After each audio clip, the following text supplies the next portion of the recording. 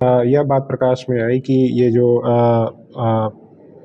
मोहम्मद मुमताज़ है, इनकी पत्नी को ऐसा शक था कि मोहम्मद मुमताज़ का किसी अन्य महिला से अफेयर था। उसके अलावा पत्नी का जो बयान है और जो उनका कहना है कि इनके पति बहुत प्रताड़ित करते थे। कुछ उसने फ़ोटो भी दिखाया हम लोगों को, मोबाइल पे उसने सेव करके रखा था। इसके बच्चों के द्वारा भी ये बात की पुष्टि की गई।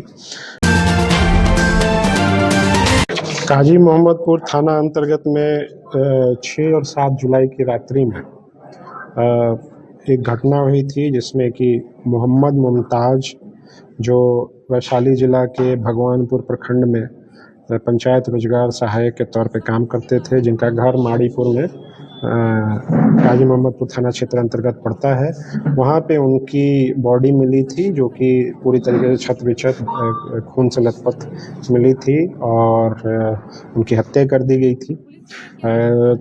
तुरंत ही एफएसएल टीम और सारी सिटी एसपी, एसडीपीओ और सभी लोग वहाँ पे विज़िट किए थे और उसमें सारी अनुसंधान की गई थी। मेरे द्वारा एक एसआईटी का भी गठन किया गया था इसके अनुसंधान और उद्भेदन के लिए। जो बयान प्रथम बयान लिया गया, जो वहाँ पे उस घर में पत्नी थी, उसके मृतक के अलावा पत्नी और उसके 3 बच्चे थे, उनका बयान लिया गया। तो उनके द्वारा यही बताया है कि वो दूसरे रूम में सो रहे थे, उनके पति दूसरे रूम में सो रहे थे और रात्रि में ही चोरी के दौरान जो चोर हैं उनके द्वारा इनकी हत्या कर दी गई है और कुछ सामान भी गोल्ड और पैसे लूट करके ले गया गया।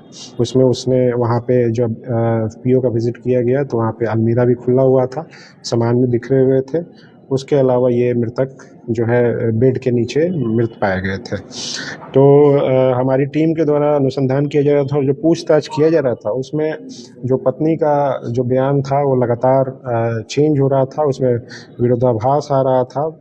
और उसके अलावा जो एफआईआर किया गया 2 दिन के बाद इनके द्वारा किया गया, एफआईआर में वही कि जो डकैत हैं उनके द्वारा घर में डकैती के मंशा से घुसे थे और उसमें जो पत्नी है उनको चाकू के नोक पर बंधक बना करके उनकी पति की हत्या कर दी गई और सामान लूट करके ले गए। मैंने जैसा कहा कि लगातार विरोधाभास बयान था, इसलिए हम लोग इस एंगल से भी देख रहे थे कि इसमें पत्नी का भी कुछ हाथ हो सकता है, क्योंकि बहुत ही ज़्यादा कॉन्ट्राडिक्टरी इनका बयान आ रहा था। तो जब हम लोगों ने अनुसंधान करना स्टार्ट किया, वैज्ञानिक अनुसंधान करना स्टार्ट किया, सीडीआर और इन अन्य सारी चीज़ों को जब अवलोकन किया तो और पत्नी से भी जब कड़ाई से पूछताछ की गई तो यह बात प्रकाश में आई कि ये जो मोहम्मद मुमताज़ है, इनकी पत्नी को ऐसा शक था कि मोहम्मद मुमताज़ का किसी अन्य महिला से अफेयर था। उसके अलावा पत्नी का जो बयान है और जो उनका कहना है कि इनके पति बहुत प्रताड़ित करते थे। कुछ उसने फ़ोटो भी दिखाया हम लोगों को, मोबाइल पे उसने सेव करके रखा था। इसके बच्चों के द्वारा भी ये बात की पुष्टि की गई। तो इसने जो है उसी आक्रोश में आकर के, और इसको ये भी शक था कि इसके पति इसको मारना चाहते हैं। तो इससे पहले इसने ये प्लान बनाया कि पहले मैं ही जो है इनकी हत्या कर दूं।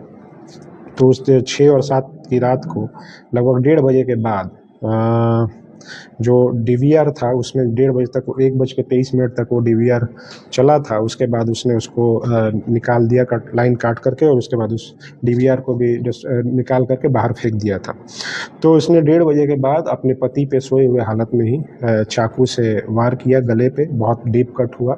उसके बाद और भी अन्य कई जगहों पे वार किया, जिससे उनके पति की वहाँ पर मृत्यु हो गई। और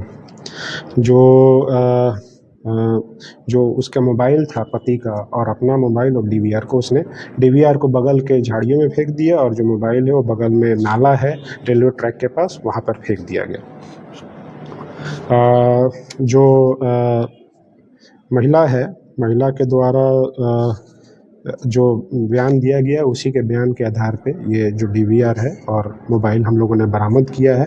महिला ने अपनी ये कृत्य है उसको कबूल किया है और उसको हम लोग अब जेल भेज रहे हैं। इसके अलावा अन्य किसी के संलिप्तता की बात अभी तक नहीं आई है।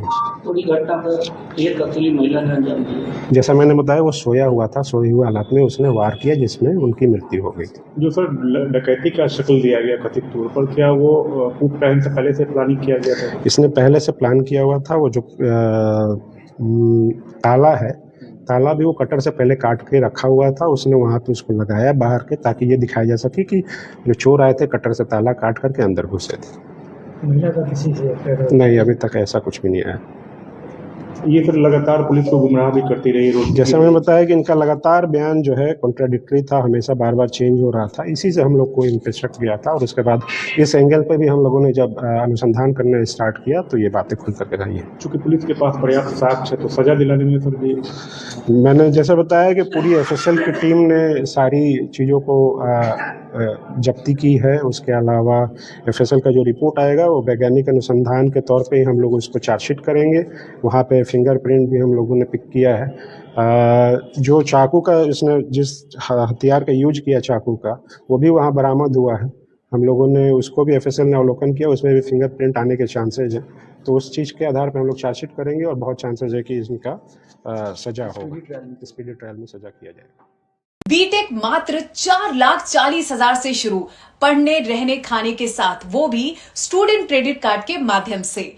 एमबीबीएस करे रशिया से मात्र 13 लाख रुपए में, जीएनएम करे मात्र 4,50,000 रुपए में स्टूडेंट क्रेडिट कार्ड के माध्यम से, बी फार्मा करे 4,20,000 रुपए में स्टूडेंट क्रेडिट कार्ड के माध्यम से, हॉस्पिटल मैनेजमेंट करे 4 लाख रुपए में, वो भी बिहार स्टूडेंट क्रेडिट कार्ड के माध्यम से, पढ़ने रहने खाने के साथ।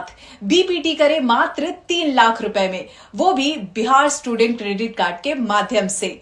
आप ये सारे पैसे इंस्टॉलमेंट में दे सकते हैं, और अधिक जानकारी के लिए अप्लाई नाउ पे क्लिक करें। Shri Parshuram education and placement service private limited, central bank building, Kalambagh Chowk, Muzaffarpur, Bihar. हमारा कॉन्टेक्ट नंबर है 7004165687।